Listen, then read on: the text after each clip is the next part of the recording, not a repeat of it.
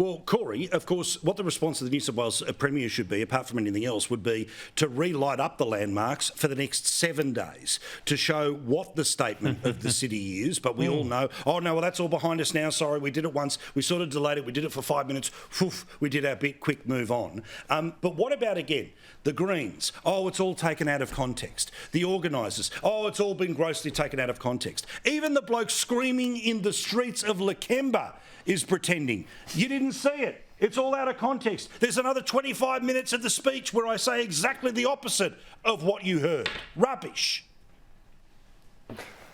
Yeah, it is rubbish, Paul, and quite frankly, this is a stain on Australia. I'm deeply concerned about the pick and choose policing. We saw it with the Black Lives Matter marches during COVID.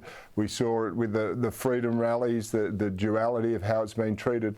And now we've seen this particular racial stain. I mean, you're right about Chris Minns. He should be lighting up the Opera House for the next week with the Star of David front and centre, right? It's not pretending it's the Greek flag. Let's have the Star of David there and the blue and white and say this is where we are commemorating and remembering the atrocities.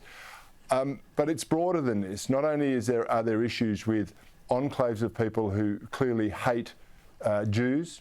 You've got the most reprehensible discussions going on and chants being taken out there. You've got politicians that are sort of excusing or justifying these terrible, terrible terrorist crimes in there.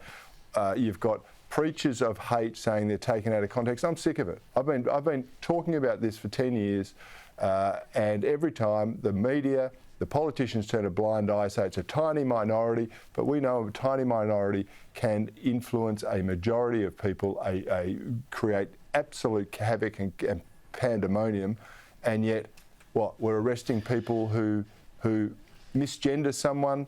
We will arrest someone who's carrying an Israeli flag, and we will not arrest or stop the people who are chanting the most atrocious attacks on the Jewish people. There is something fundamentally wrong in this country right now.